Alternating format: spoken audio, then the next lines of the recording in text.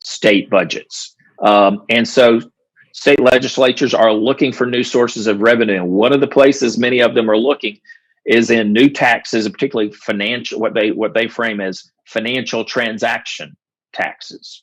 Now, on the surface, this seems like a good political issue because they want to frame it as, well, we're taxing Wall Street.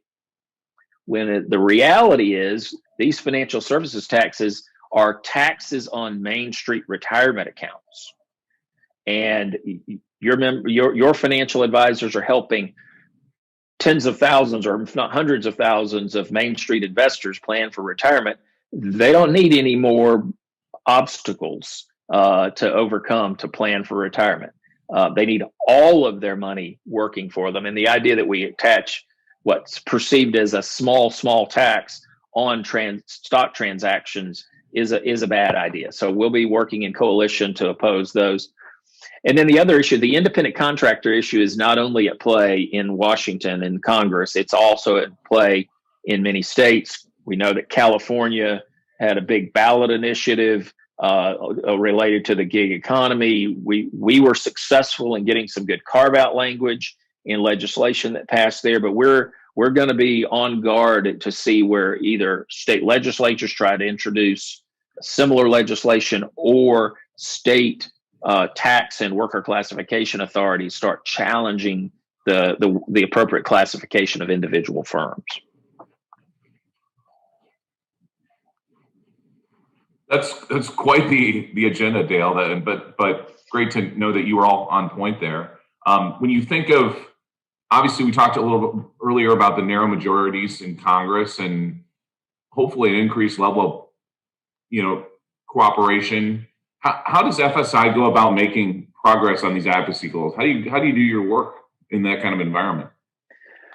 Well, I mentioned earlier in the conversation, we are not partisan. If we get too aligned with one party, like, say, for example, if I'd spent the last 5 or 6 years getting way too aligned with the Republicans, we'd be out in the cold right now.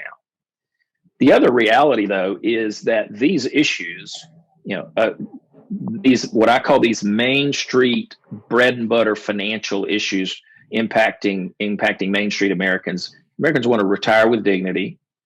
They want to be able to help their kids pay for their education. Many more families are having to figure out how to care for aging parents. Those issues are not partisan issues.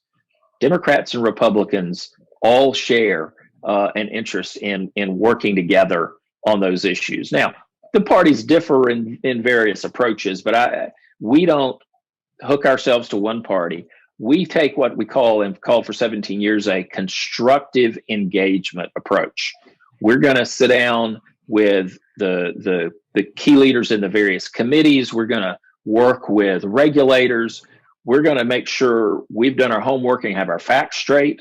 We're going to make sure we acknowledge the legitimate points of those on the other side who may differ on a solution. We're not, and when we oppose something, whether that's a federal rule that we think is misguided, whether it's a piece of state legislation, where we can, we're going to bring potential solutions as well.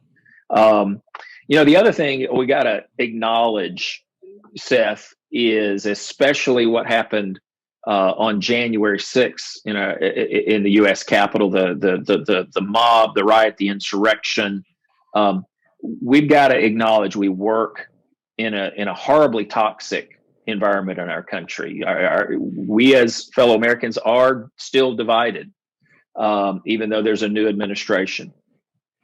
I think that calls more than ever for FSI and our members in partnership with us to pursue constructive engagement, not to get into the extremes that are pulling both parties too far, but to say, let's work together for common solutions. Let's make our case. Let's be as persuasive as possible. Let's get financial advisors engaged in that process. I think that's what we're focused on. Awesome. Thanks for that. And we, obviously, as we move away a little bit from the issues of advocacy and what the important work you do. Maybe we can talk a minute about COVID. I mean, you and I are both sitting in our homes, working from home as our organizations are for many of us. It's obviously altered our world, right, and how we do business. And with all the stay-at-home orders in some states, how has that impacted your efforts to engage with legislators and regulators? Well, thankfully, we already had, number one, I have a relatively small team. There are 21 of us. And we already had pretty extensive experience with giving our team flexibility to work from home occasionally. So when we had to pivot last March 10th, literally overnight to 100% virtual, it wasn't too abrupt a transition. And so I'm really proud of my team. They've adapted, and we're constantly, still every week, focused on how do we continue to work together, how do we care for our teammates, because this is a challenging environment to work in, especially for we have a few team members who have young children at home, and that creates an additional layer of challenge. But by and large, we were able to pivot and continue forward momentum. It took a while for some of our regulators and Congress to make that pivot, but once they did, we were able to engage the SEC on some priority issues, engage very effectively with FINRA on several issues, and engage with congressional staff and members of Congress, such that we had really good progress last year on most of our important advocacy priorities. We also had a successful year for FSI. We had for a third year in a row, we exceeded $10 million in revenue. And I tell my colleagues on our team, when we do that, that's our members voting with your dollars, that we're delivering value. We're working on the issues that matter. We're doing so in a fashion that's getting results. So by and large, I'm very pleased. We also pivoted in terms of the sort of the non-advocacy value that we deliver to our members, the ability to meet, to have access to education and to be, to thought leadership. We had to pivot to all virtual environments, all virtual conferences like you're delivering to your advisors here. Looking ahead in 2021, we're hopeful that maybe by the end of the year, by the middle part of the year, we'll be able to start hosting some of those in person.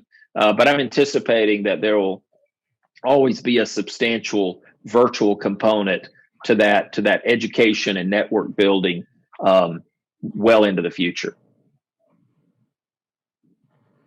We've certainly all become more fluent in technology, and I agree with you. I think there's probably some kind of a hybrid approach where we can leverage the new skills we've learned to get more comfortable, just like you and I are now. But then when we can be together, it makes it even better, right? But this is really an opportunity for us to be more efficient.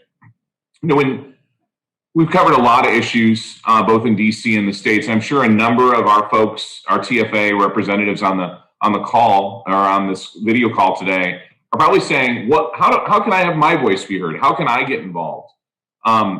These issues that really affect our industry and their ability to grow their organization and at the end of the day, help families throughout the United States. What would you suggest to them? How can they get their voice heard? Well, getting local independent financial advisors engaged in this thing we call advocacy is core to our mission. It is it's the tip of our spear in terms of really being effective in getting the results on these important issues. Because, the reality is, while my team and I think we're really good at what we do. We're committed professionals, good lobbyists, good advocates.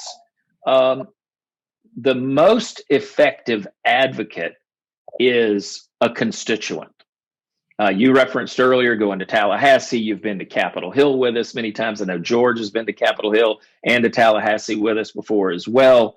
The most effective advocate is firm executives like you, and then independent financial advisors like TFA advisors, getting in front of your own elected official, and not in a lot of flowery language, but in real world terms, describing here's how this particular issue will impact my business and my clients. And so my main answer to your question is FSI exists to be a catalyst to help independent financial advisors be engaged in advocacy for maximum impact. We're going to save you the time of having to figure out, well, who are my elected officials? Who are my regulators? We know that. We can facilitate that very easily. What am I supposed to say? Well, we've got the tools to help you know what the important issues are, and then you tell your story in your own words. And what we want to see is you take on this engagement and advocacy as kind of part of your overall professional responsibility to your clients, to your employees, to your other partners in the practice, to your family, and do it on an ongoing basis. Cultivate a good, healthy working relationship with either a member of Congress, your state representative or state senator, state regulators, and build that over time. And again, we are equipped to partner with you to help you do that effectively. One of the things we did in 2020, and still we're able to do even in a COVID environment, is we announced our first FSI Advocacy Circle of Excellence recognition program, where we've built the ability through our CRM to know who our members are that are doing those things I've just described. And on an annual basis, we're going to be recognizing those. And we inducted our first three Stephen R. Coretta Excellence in Advocacy Award winners, those that rose above and beyond in doing that. And so my ask of your financial advisors is the most important first step in that is make sure you're an FSI member. It's $199 a year investment. We've kept that price point intentionally affordable so that we can get the largest number of financial advisors engaged. So that's an important first step. And then when we issue a call to action, when we give you an opportunity to weigh in on an issue, to write a letter, to make a phone call to Capitol Hill, accept that opportunity, and then get engaged with us on an ongoing basis in this process. Thanks, Dale. And just echoing Dale's comments there, George and I and so many others throughout TFA, both in the home office and many of your peers in the field have gotten involved. Our members have done just what Dale said in terms of either at the state level or at the federal level, being very involved. And I couldn't agree more to what Dale, you just said around make sure you're a member and then get involved. It's very interesting. They're good talking points when you're out talking to your clients, that you're active in your industry and active making a difference. So obviously advocacy is really the tip of the spear, as we said earlier, of FSI. But I know there's a lot of other member benefits that people might not know about. And I know you launched some new programs last year, and you just give the group participating in the conference a little bit more color around some of the other benefits that you get as being a member of FSI. Sure. Well, one of the things we discovered is our membership has grown to 30,000 and growing. That's given us some collective buying power to try to find some solutions for independent financial advisors that perhaps firms individually aren't able to solve on your own. So two areas. One is in access to quality disability insurance. So we've had for about 6 or 7 years now a covered advisor program that is, to our knowledge, the only solution in the marketplace for group disability insurance designed specifically for the independent advisor business model. So I would encourage your financial advisors when they join or when they renew their membership to look into those. And we just added in 2020 some significant enhancements to that program and to those benefits, change to a new carrier who's able to provide a lot more service support and richer benefits. The other big challenge that independent financial advisors have always faced in the 32 years I've been around this business is access to affordable health insurance coverage.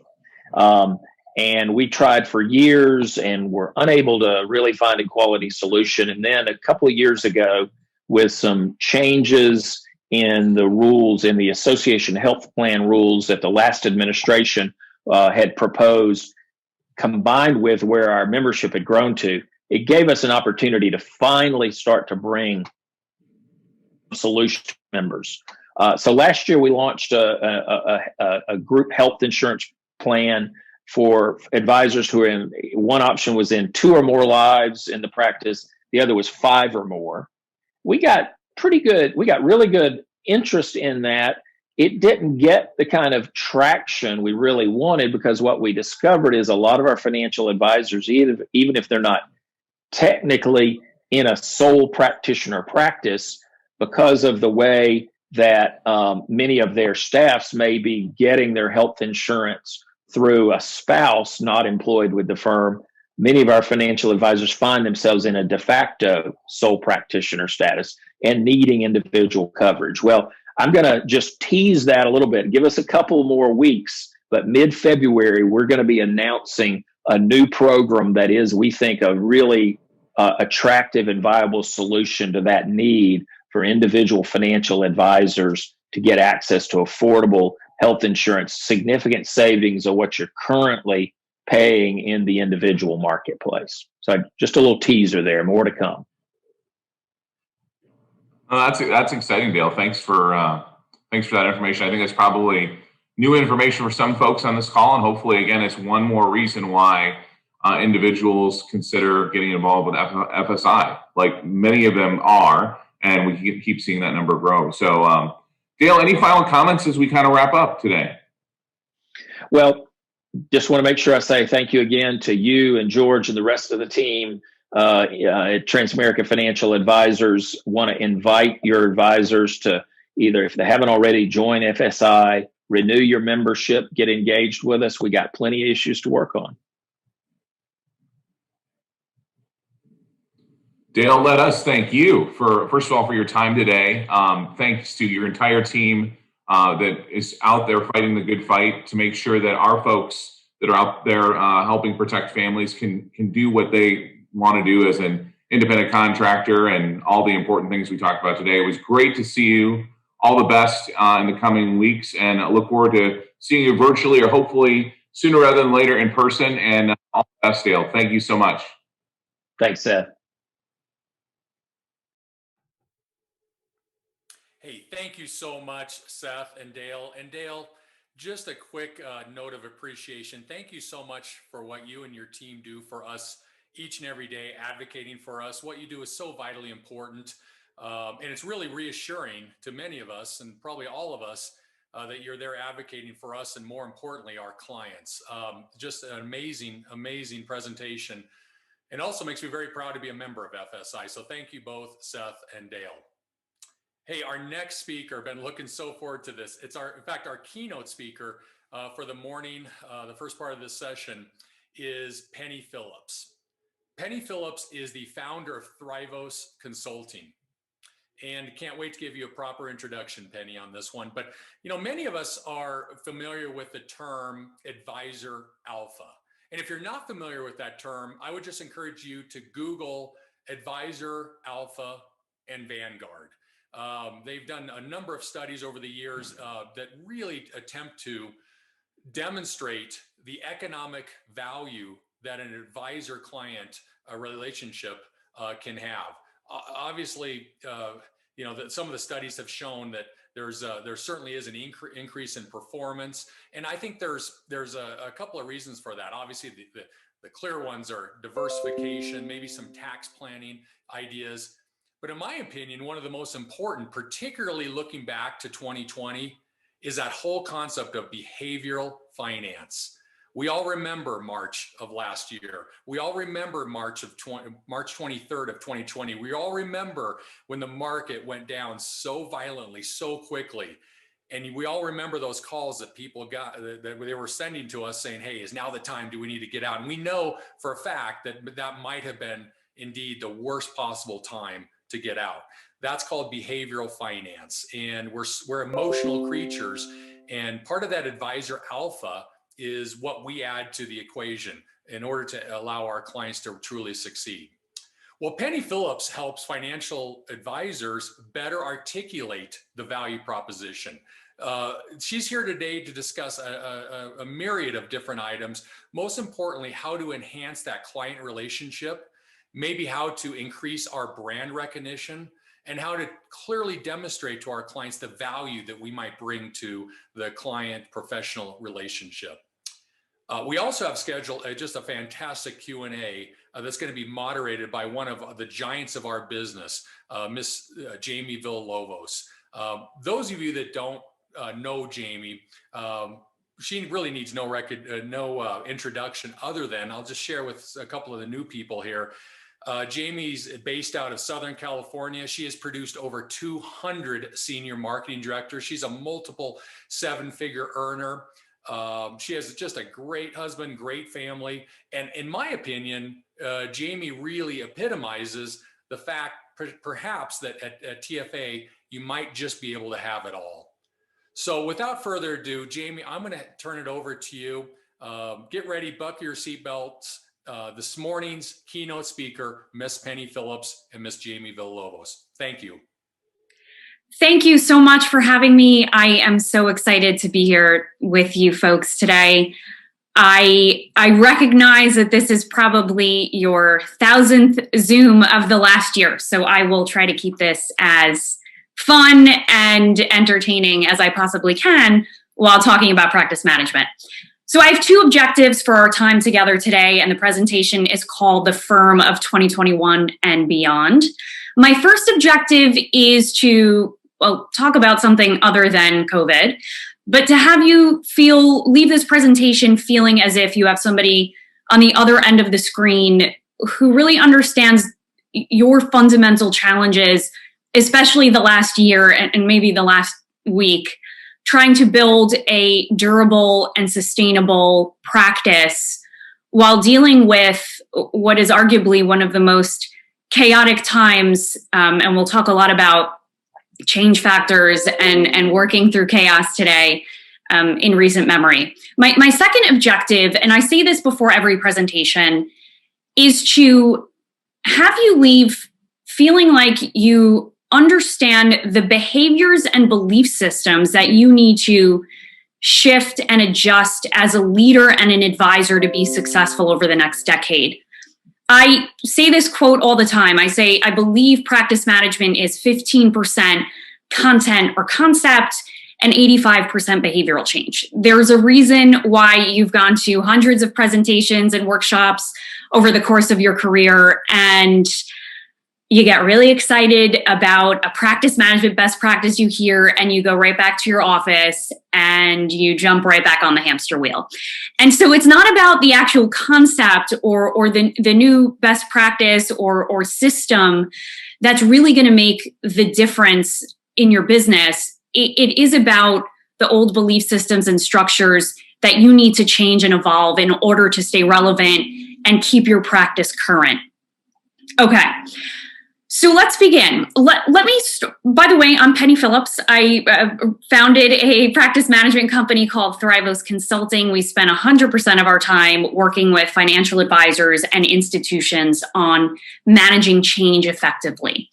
And I will say that up until probably 2020, when I talked about change and the greatest threats and opportunities that exist for advisors in the business, I always talked about two things. And I'm still talking about those two things, but maybe I'm adding some information about what happens if we deal with a global pandemic into the mix. But for the most part, what we've learned, especially as consultants in this business, is that while it feels like everything has changed over the past year, the reality is that nothing has changed. The change factors that we've always been concerned about in this business and that advisors have always had to worry about managing still hold true and maybe have been exacerbated in the last year. So the first change factor is technology, obviously.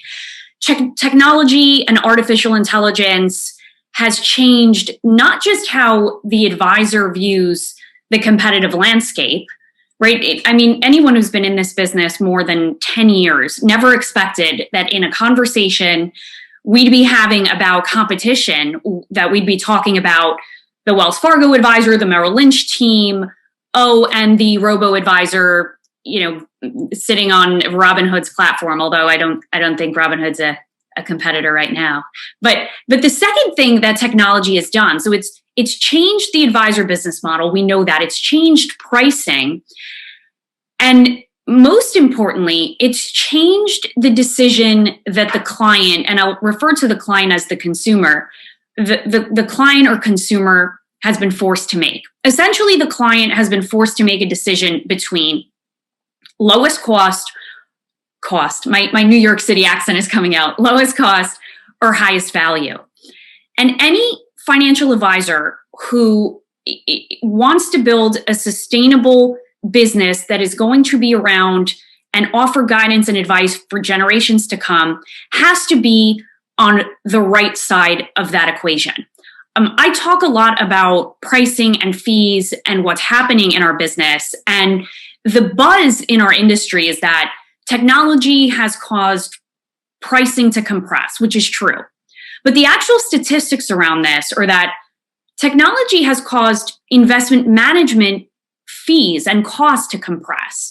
But the advisors who are really delivering on this right side of the equation, the highest value, who are really delivering wealth management, their fees haven't come down because they've been able to make the case for why they're charging what they charge, why they've always charged what they charge, because they do much more than just manage investments and manage assets. And we'll talk about that refining of value proposition a lot today. The other major change factor, and this is one that has just exploded, especially this week, is the changing demographic and I'd say psychographic landscape of both the consumer and client, as well as the advisor. So we all know these statistics, right? We talk about them ad nauseum in our business. 70 trillion in assets is going to shift generations over the next 25 to 30 years. And we talk about the future client, the millennials, as if they are 20-something-year-olds taking pictures on Snapchat and posting them on social media. And the reality is that maybe they are taking Snapchat pictures and posting them on social media, but millennials are not in their early 20s. They're in their mid 30s. They own businesses. They're entrepreneurs. They have homes. Maybe they have a lot of debt, but they have planning needs. They're going to inherit the majority of that wealth. Now, Gen X is actually going to inherit wealth before Gen Y, but the ultimate wealth holders will be Gen Y and to some extent Gen Z. Those are those young 20-something-year-olds on Reddit all day. But so the future client is Gen Y.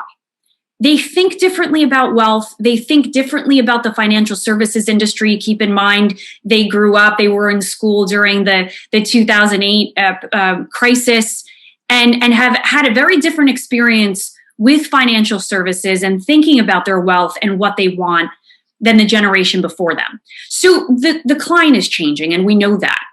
But the future advisor is also changing.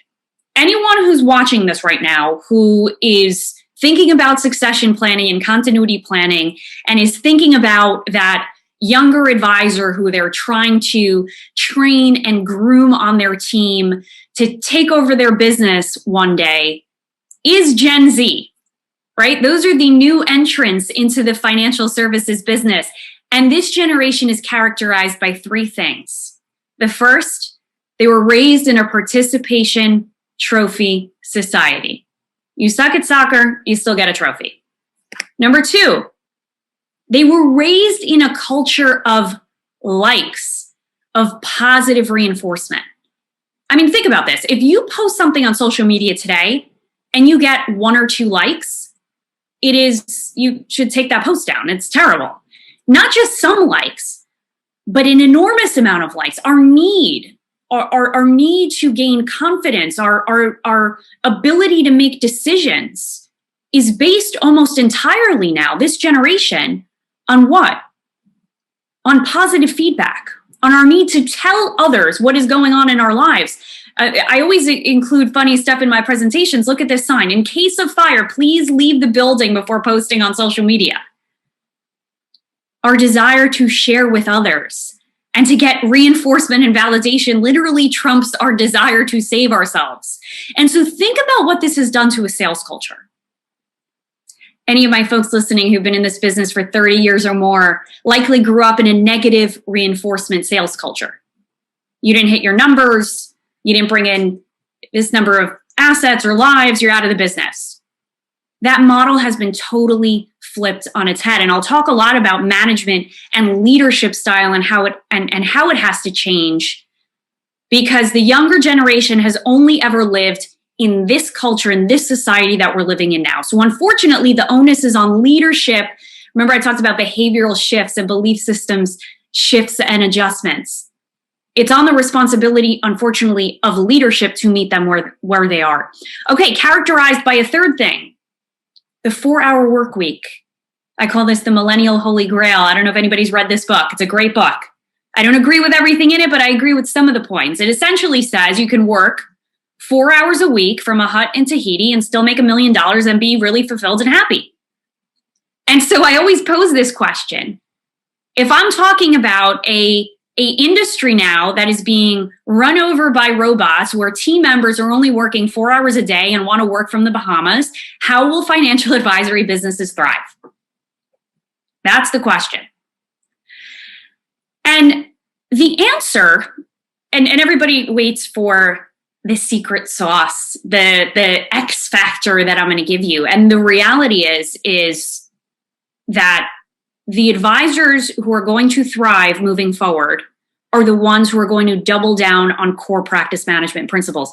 Now, some of those principles sound and look a little bit different than what you may have learned in the past when you entered the business, but they're essentially the same, and I'm going to go through them today. The other thing I want to say, for anybody who's newer to the business, and you know, maybe newer to this firm or newer to the business broadly, we are in a level playing field now. And I say this a lot as I talk about reflecting on 2020 or even reflecting on this past week, which has just been crazy. We have never seen anything quite like what we're seeing right now. We've never, as a modern day society, lived through a global pandemic that's impacted businesses the way this has. We haven't lived through, you know, the Robin Hood Reddit trading events of this week. And so whether you've been in the business for 3 years or whether you've been in the business for 30 years, you add value simply by being a credentialed advisor who has the ability to go to market and say, I am qualified to be able to help you. I am qualified to be able to give you guidance and sound advice. I am somebody that you can trust. Whether you've been in the business 3 or 30 years and you're affiliated with this firm, you have the ability to say that, and that is very, very powerful right now. Okay, so double down on core practice management principles. What does that mean? Number one, it means, and I say this a lot, but this may be the most important thing I say over the course of the next 25 minutes. Reestablish your value proposition as an advisor. I am not a huge proponent of the traditional what's your value proposition exercise and write it out in sentences. Here's your value proposition as an advisor. First of all, it's what I just said. It's the fact that we're living in a time where ordinary people don't trust traditional news sources. They don't trust the media. They don't trust, you know, what they read or what they see. You are not, your value proposition is not that you are incredibly technically competent in one specific area of finance. One part of your value proposition is that you are a sounding board. You are somebody who can help people filter information, pick out what's relevant to them, pick out what's not relevant to them, tell them anything you're seeing this week on social media or in the news about the markets does not apply to you. That is incredibly valuable. So that's one part of your value proposition. The second part, and this is really important, you have to, and it's the most important job an advisor is going to do this year, you have to teach clients and the consumer about the difference between wealth management and investment management or risk management. Those terms have become essentially interchangeable in our business. And the term wealth management has really been diluted by firms that have been saying for a really long time, we do wealth management, when all they do is investment management. The exact thing that robo-advisors and digital service providers can do right now for a lot cheaper. So one of the most important things you should do, literally you can do this tomorrow, is explain to clients what wealth management actually means. It means investment management, yes, but it also means risk management.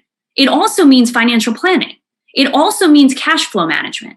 It also means emotion management. The advice, the conversations that you had this year with clients, answering questions about whatever, whether it was GameStop, whether it was second round of PPP loans, whatever it was. That is wealth management advice. And we may talk a little bit later about getting compensated for that, but explaining the difference between wealth management and investment management, critically important. There are a number of studies that I want to point out that I think do a really good job of backing up this claim. The first is Vanguard's Advisor Alpha study. The second is a study called Capital Sigma by Envestnet, a firm I used to work at. Great studies that show and prove mathematically that working with a human advisor adds, at minimum, 300 basis points of value to the end client in their portfolio. Now, that value doesn't actually come exclusively from the way you manage their investments or the life insurance policy that you put in place for them. That value, most of it comes from behavioral coaching, from your ability to help keep clients invested, stay the course, pull them off the ledge when they're nervous. That's where most of the advisor's value actually comes from in our business. And I recommend you share this information, it's public, with clients as you redefine your value proposition for them this quarter. Okay, so what is your go-to? So we know your first initiative is to reestablish your value proposition. What I would recommend, folks, is begin by refining the language that you use when you go to market. People think that they have to come up with something fancy like, I help people sleep better at night. First of all, that the elevator speech talk doesn't actually ever work or come to fruition in real life. So go with the language that actually resonates. And I'm going to talk a lot about this over the next 15 minutes or so. Go with the language that actually resonates with the end client. We help sort through information and help people gain clarity. We educate and filter noise. And boy, is there a lot of noise right now. We serve as a voice of reason. If you feel like you don't have any voices of reason right now, we can be that voice of reason for you. We find opportunities for clients and investors during times of chaos, and that's a really important one, and I'll talk about that. And we tailor advice and messaging uniquely for individuals. Here's your value proposition and go-to-market message. Now, what are you going to do with that information? So let's assume you get off this presentation and you go to your team and you say, okay, let's start talking about our go-to-market message. What's your next step? Here's your next step. Start retelling the story. I would do 3 things. Number 1, I would send out a communication to clients. I'm all about transparency.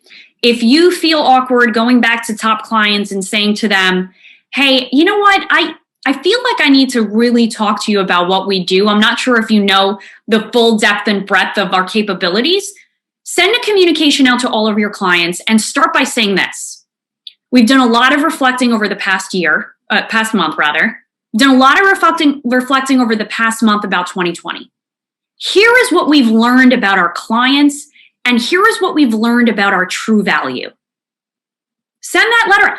There's never been a better time than now, literally, to talk directly to the consumer about whatever you want as an advisor. There's never been a better time because you have the context of something massive has happened.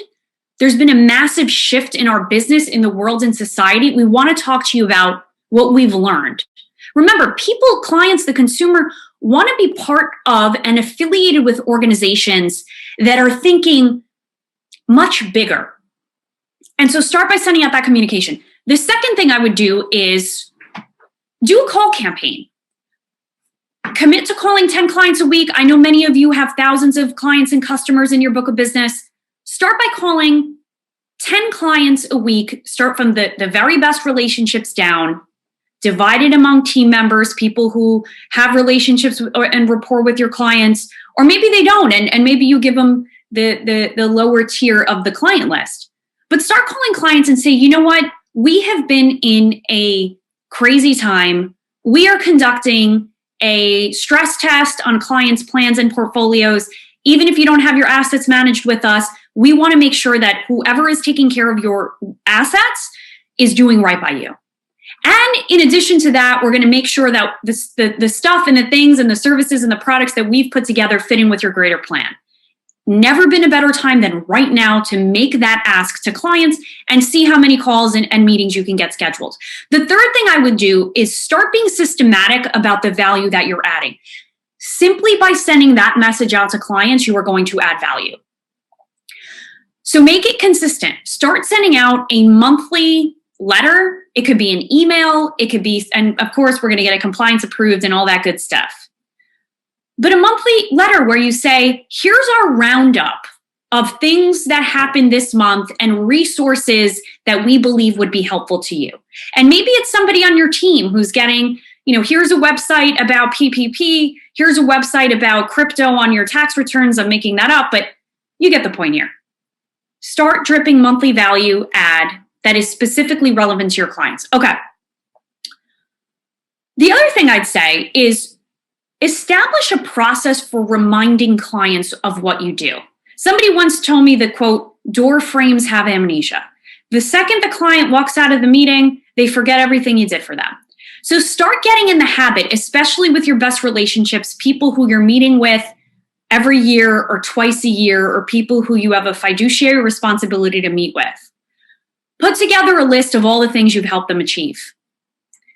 You had a baby, we helped you add an additional insurance policy. You successfully applied for a PPP loan. We rebalanced your accounts. These could be obvious things that you wouldn't even think you need to tell clients that you did. But it's really, really important that you are continuously reminding clients of what advocacy and what your value proposition actually means in tangible terms to them. Okay, so that's number one. You've reestablished your value proposition. You're getting your market message down. You can use the one that I provided, and you're going back through your entire book slowly. By the end of this year, by December, you can have gone through your entire book of business with that message. I have a feeling things are going to be as chaotic in the third and fourth quarter as they are right now. Okay, so the second thing, we're doubling down on core practice management principles, right? The idea of reestablishing value proposition is not a new concept. Neither is the concept of knowing the client better than anyone else. But this is a theme that has emerged so greatly over the past 10 years. Think about the way we sent messages to clients 40, 50 years ago, maybe more. Clients, the consumer, the investor, got their information from a limited number of sources, pre-internet, pre-AOL days, right? And so the firm owned the message. Marketing was firm-centric. When E.F. Hutton speaks, people listen. That model has been flipped entirely on its head. We get information from thousands of sources every single second of the day. And whatever the client says wins. There's never been a better example of that than this week, GameStop. There's never been a better example of that than Peloton. Back last year, when Peloton put out a commercial that people hated and they pulled out of the stock. Client-centric marketing. And just to give you an example, I'm in New York City, and Capital One Bank, an East Coast regional bank, look at their messaging to clients now. By the way, this was a campaign to try to attract the millennial entrepreneur in the city. Other banks have tellers, we have listeners. They know, especially female entrepreneurs, EQ, emotional intelligence, working with people who are active listeners, really important to that group.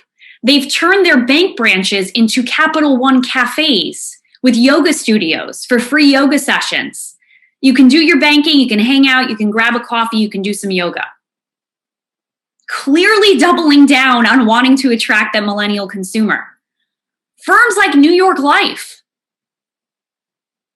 putting out messages, starting the family you've always wanted with or without a partner plan, going directly to the millennial and maybe Gen X consumer who is maybe focused on their career or not focused on getting married and doing things the traditional way.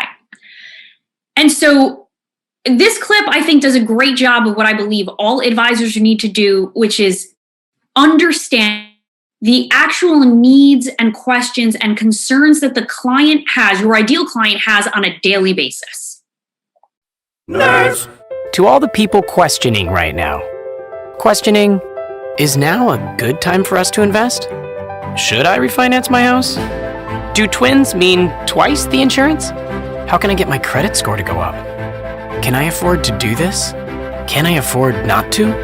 Are there credit card perks for pizza? To all those simply questioning, where do I go with all these questions? We've got your back. For all your money questions, turn to the nerds. And so what did we learn by that?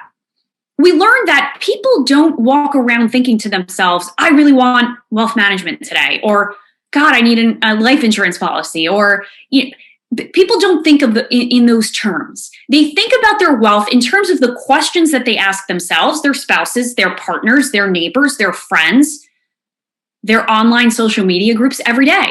So you have to know the questions that your ideal clients are asking. And the questions may sound like this. Should I defer paying rent? How do I file for PPP? Is it worth paying off my mortgage? Should I refinance? My parents are struggling right now. What options exist for that? So my message is speak directly to the client. And there are a ton of examples of firms that are doing this really effectively. And I know it's difficult to do within a firm where you're worried about about saying the right thing, about not saying something you shouldn't say on social media and compliance. But here's what I want you to think about, folks. There is nothing wrong with going to the marketplace and speaking plainly about what you do in terms and words that would resonate with the client. And here's a great example. Let's say you serve Gen X dental professionals who really just got started in the business and have struggled as a result of the pandemic. Here's your message. We serve Gen X dentists.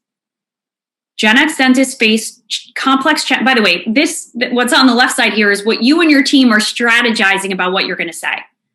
Right? Gen X dentists faced a plethora of challenges. The Gen X piece, possibly they're helping a parent as well as young kids right now. They're managing the fact that they have a tremendous amount of debt. Some of them have been out of work. And so here's your message on social media, whatever social channel it is. At XYZ Financial, we serve dentists in XYZ area. We are prepared to help you with the following. And all of these things I listed are in response to one of those questions we just talked about. That's your marketing strategy. It does not have to be more complex than that. The other thing I'd say, once you feel like you really know your client, and an exercise I would recommend you do is go through all those questions, become a relentless prospector. Become obsessed with talking about the business, using language that resonates with the ideal consumer from the minute you wake up until the minute you go to sleep. It could be to your spouse. I mean, maybe your spouses are going to be annoyed that I'm saying this. But every time you talk to somebody, if you're really passionate about what you're doing and if you're really building something sustainable, then talk about it all the time. Don't leave the office, virtual or otherwise, without answering these two questions. Number one, did I discuss the practice during every engagement today? And number two, did I speak in terms specific to the ideal client today? That's your gut check. That's your fact check on whether you're using language that resonates. I see a ton of websites all the time from advisors that say, we deliver wealth management services to, business owners. And the truth is, and then they'll list out all their services. asset management. Those terms don't really resonate anymore with the end consumer, because that is not the way the consumer is speaking to one another. It's not the way in which they're engaging with people. And so we need to translate the nomenclature and the jargon that is so comfortable for us into what's comfortable for the consumer. Okay, so your next step, the first thing you should do is write out all of those client questions. What is the client actually asking on a daily basis? And then I want you to create a list of responses to those questions so that you can have them like this as you're coming up with whatever you're going to post that day or what's going to go in your brochure or on your website. So we've refined our value proposition. We're starting to be really intentional with our language with clients. We're retelling the story. We're having people come in so we can relook at the plan. We're talking about wealth management. We're speaking in terms and language that resonates with the consumer. And now it's time to look inward at the team we're building and the business and practice we're building. The third practice management principle that I want advisors to double down on is the evolution of their management style. I have had this in my presentation for the last 2 years, and I can't tell you the satisfaction I felt when I realized that everybody is now understanding what I meant by this concept. So my belief has always been that the traditional work structure, the 9 to 5 or 9 to 6 strict corporate structure, is a myth. And the reason is a myth is because of something called Parkinson's law. Parkinson's law essentially says that work expands to fill the time that we have to complete it. It's the reason why if you tell your team, guess what, guys, and gals, we're closing down at 3 p.m. today. Everybody gets off early because it's a long holiday weekend. Guess what? Everybody is going to get their work done and be out the door by 3 p.m. Work expands to fill the time we have to complete it. It's the same reason why if you have nothing on your calendar on a Friday and you decide you're going to catch up on admin work, you're really going to start doing efficient, intentional work at about 4 p.m. So the reality is you have to create flexibility in work structure. You have to incentivize team members in the ways that work for them. If somebody cares tremendously about titles and wants a job title change, great. Back in the day, I was saying if somebody wants to work from home 3 days a week and it isn't detrimental to the business, why not let them work from home? We learned that you can all be working from home and we can still run a successful business. The one caveat to this is, as long as this all works, by the way, you can work from home virtually for a sustainable period of time, as long as everybody is completely focused on and in total alignment around objectives and key results. We are a task-obsessed industry. We hire people based on job descriptions that list out tasks. We micromanage people based on task matrices and what they completed for the week. Let's throw all of that out the window. Come to an agreement with each team member about the objectives that they are focused on and the key results that are going to indicate to them that they achieve those objectives. So if you have an associate advisor on your team, for example, somebody who is responsible for managing client relationships and driving revenue and opportunities within the book of business, don't focus on a task list for them.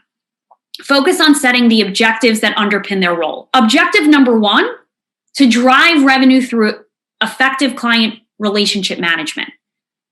That's what they aim to achieve month after month being a part of your team. How are they going to know they're achieving that? Well, here are the key results. Number 1, the advisor, the you, is able to hold 5 more meetings in a week. Number 2, referrals and introductions are coming from existing clients. And you can put a percentage on that. You can say 25% of our existing clients are giving us a referral or an introduction. And then the third key result is they're cultivating relationships with Next Gen. And you could put numbers around this as well. In other words, the top 20 relationships in our firm, we have established relationships with the Next Gen. My point is, as long as you are in agreement on the OKRs, who cares how your associate advisor chooses to complete those? Whether it's, working at home, whether it's, doing revenue generating activity in the morning and something else in the afternoon. We know what we are focused on achieving together. Now, obviously, there's a lot more than just that individual objective. Each person should have between 3 to 5 objectives and key results that they're tracking. And here's the big shift. Once you have those, and you say to people, on a quarterly basis, and this is a tool that we use internally, on a quarterly basis, I'm going to ask you to fact check, to tell me whether you achieved those OKRs or not, what you thought your wins and losses were, and what you need from us. All of a sudden, you put the responsibility on the team member to own their role, to be self-accountable. And suddenly you're not responsible for running all the professional development reviews and coming up with things to say last minute and feeling overwhelmed. You've completely turned and shifted the dynamic of the organization. And so the next steps there are to, and this is a really important point, folks, and I said this just a second ago, and I'll come back to this slide. Know what the values of your team members are, right? You're formulating your OKRs, but you're also spending time with your team after this session asking them, what do you value? And anyone listening, can you guarantee me that an admin on your team values a $5,000 bonus more than they value, let's just say, every Friday off from Memorial Day to Labor Day? Most advisors who listen to that say, no, I can't. And so it's really important to sit down with team members and ask, what drives you? What fulfills you the most? If you know the answer to that and you're establishing OKRs, you can change the culture of your firm. Okay, so those are 3 really big things, folks, that I have for you. We'll review them really quickly. The first being refining value proposition, getting your talking points on what your value really is in current terms, and then going back to your current clients and reminding them of that. The second thing being, make sure that you know your clients better than anybody else this year. And you can do that simply by doing an exercise of what questions might my client be asking him or herself or him or her spouse on an ongoing basis, and having answers to those questions. And then the third being, be more flexible with the way you manage your team. Focus on OKRs and focus on putting a simple accountability structure in place. I showed you that quarterly professional development plan, 1-pager that we have, and you will notice a shift in your business structure. Okay, I hope you found that helpful. I'm super excited to spend a little bit of time now talking to Jamie and hopefully answering some questions that you folks have. Awesome. Penny, that was so good. And as you were speaking, the things that you were saying that, ideally what a firm should be trying to do as far as management and, how we're, kind of doing so many different things for clients, it really kind of reminds me anyway of our philosophy in business. So I think we're on the right path, but I really appreciate all of the tips, and you gave us a lot of information. So what would you think is the most important thing that you talked about, like for us to start now with everything that's going on in the world? What do you think is the first step? Jamie, it's such a good question. And the answer for me, if you're a service provider, which is what you do for a living, we're not in the wealth management business. We're in the business of serving people, essentially. Do the thing that is going to have the most impact on your end client. So based on what I talked about, that really is reminding them of what the value is, reminding them of in the times that we're living in now, that they have somebody that they can turn to, that they can trust, who has sound advice and guidance and who's credentialed and has the background to be able to deliver that. And so I would simply say, once you get off this session, make a list of the talking points you're going to make to clients, write out that client letter, use the intro I gave you, and start picking up the phone and saying, hey, we want to spend 5 minutes talking to you about what we've learned in the past 90 days being in this business. Perfect and simple. I love it. All right. Well, so a lot of the advisors here have, they've had, a good year. They've had, ramped up their activity. They have been trying to go back and call existing clients. And and just really with all that's going on, make sure, that they're focused on their business, they're growing it, and they've done pretty well. We've had a lot of growth this year, but some are feeling a little burnt out with, Zooming all day long. What advice would you give us to keep that momentum going? I'm happy you brought this up because this is the reality of what advisors are facing right now. The level of activity that we were seeing last year, and of course, it resulted in growth and great things, which is proof, by the way, that consistency and activity and intentionality leads to new business. But that level of activity is simply not sustainable. People, I agree with you, completely burnt out. But at the same time, wrestling with the fact that, oh my gosh, this did result in new business for us. So my advice to advisors is go back to basics. And the basics are what many of us were taught when we started in this business is you have to break down the big picture goal that you have for the year into activity and sprints that are manageable for you and the team. So if your goal for the year is X number of new households, X number of new, lives or assets, you have to break that down into quarterly sprints for the team. And I would go even a step further, break that down into what's reasonable and sustainable and equal to do on a weekly basis. Understand every Monday that you go into the office, what are you facing from Monday to Friday? And, breaking down the goals into weekly activity for yourselves and weekly hurdles makes it a lot manageable to power through that activity. The other thing I'd say, Jamie, is I said it earlier, there's never been a better time to go to the investor, to the client and say, we have an opportunity for you. And in addition to breaking down your big goals into weekly and quarterly sprints, I would say every month, come up with your target list and make a call to clients and say, we know that you are opportunistic. You want us always to be looking out for opportunities for you. And we see a tremendous opportunity for you to add more money to the market, add more to your, whatever the ask is. But commit to doing that 10 times every single month. Nice. Awesome. Okay, good. Well, I know you do a lot of work around building a management team, and we are team builders here. We love building a team, but we've had a harder time maybe with building a team to manage our clients and those things. So can you talk a little bit about, out in the industry, what works best in that to maybe bring someone on to help us to work our existing client base and just building and optimizing the best strategy there? Another great question, because this is, I think, the advisors hit a capacity wall, obviously. And I think it's happening faster and faster as advisors help more people. They realize I'm out of time and then they panic. And the one thing I'd say, and this is a big mindset shift, I talk to a lot of advisors who feel pressure and panic about finding another rainmaker. Like, I have to find another me, and if I don't, we're not going to make it. If you are the rainmaker and you have a knack for connecting with people and bringing on business, you don't need another rainmaker. You need, to your point, somebody who can manage relationships end to end. And what we know about our business is that we have a tremendous failure rate in our business because people they join firms, they join Merrill Lynch, they join, XYZ insurance company. They can't hit the quota and they're out. And I've always argued that the way we rate success and failure in our business has to change.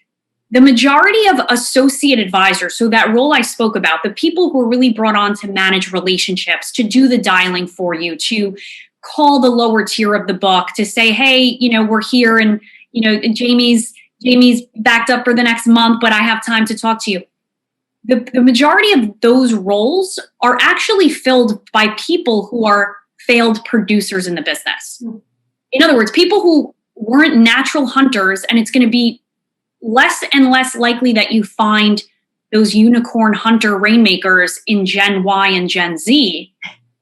Most of those folks have great technical competency. They're coming out of CFP programs in colleges. Maybe they were just working at TD Ameritrade as an internal advisor and were laid off. People with great technical skill, maybe some relationship management skill, who would be a perfect relationship manager. So I would advise folks to think differently about the profile of person they're looking for. Keep an ear to the industry. There's tons of firms that have laid people off. I mentioned TD Ameritrade, firms like Vanguard that have people working internally, and essentially it's just a call center where they're taking people's call and working with the clients who maybe are at the lower end of the wealth spectrum. Getting the chance to work with a dynamic team like yours, they would love that opportunity. Oh, and by the way, you don't need to have people physically in your office anymore. So what a great opportunity to find some talent across the industry. Yeah, or maybe even in our existing team, deep, that's someone that just is not necessarily a big time producer, but yeah. Okay, awesome. They're a loyal team member and they're good with that. Okay, perfect. I really liked how you also put, you talked about how you're having them focused on the result, like getting the appointments, getting the referrals, cultivating relationships. I love that instead of just task oriented. All right. Well, what do you think is the biggest opportunity right now for advisors? This is a tough one, but because there's a lot. I think it's a tremendous time to be an advisor, frankly. I mean, me too. I commend you folks for putting on events like this and reminding advisors, this is your time to shine. And the biggest opportunity right now is to remind clients of why you're in business. Remind clients that in a world where we get mixed messages, noise, we're distracted by social media, we're distracted by headlines, we're in a FOMO culture. We're in this business to literally protect. That's why financial advisors exist. They exist to help people stay committed to a plan and achieve their goals. That's the fundamental value proposition of the advisor. We have to pound the table and remind the consumer of that. The other thing, frankly, that we've learned is just how many people don't work with an advisor and just how many people have gotten burned not working with an advisor. So when I talk about relentless prospecting, I talk about being obsessed with telling people how passionate you are about having the opportunity to play that role in an age now where you can't, it's really hard to trust what you're reading and seeing on the news and in social media about finance.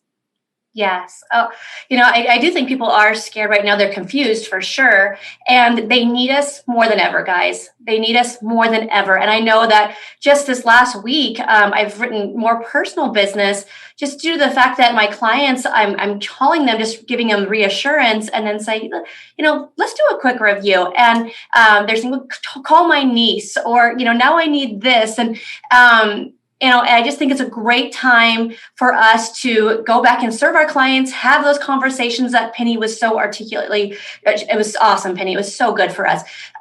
But also just think of these great opportunities I do believe the millennials are a huge opportunity right now that our firm's not focused enough on.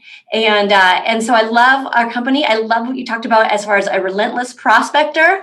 We always need to be hearing that. We all need to get better at that.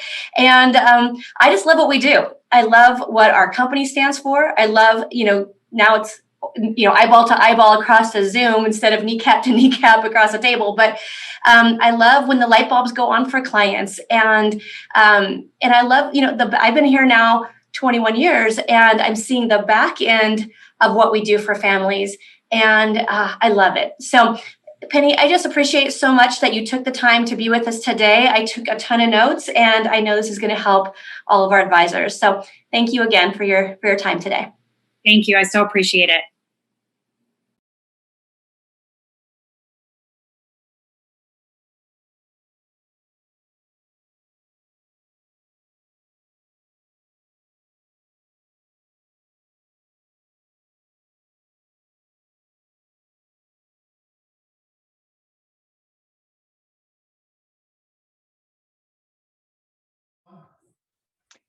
Thank you so much, Penny. And thank you so much, Jamie.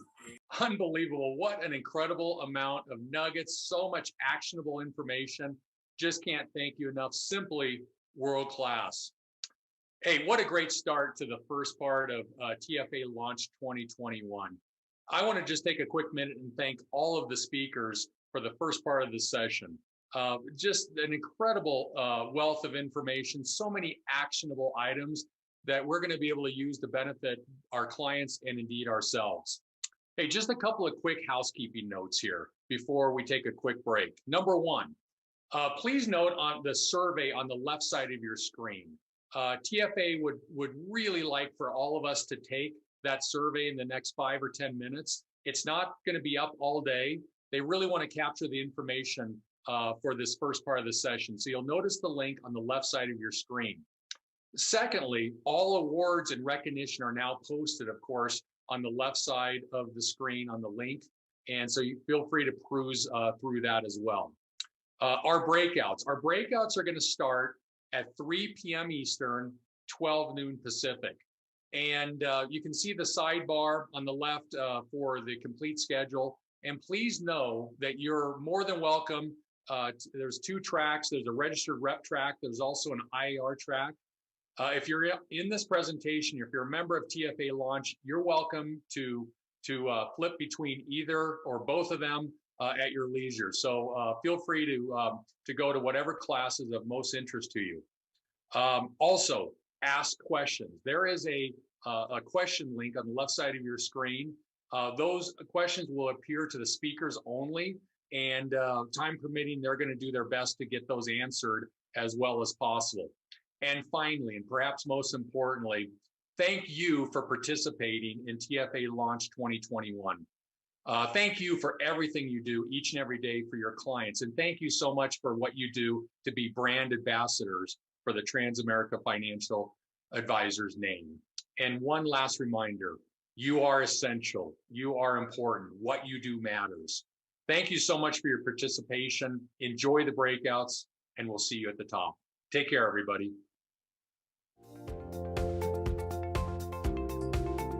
Sorry about that little hiccup. All good.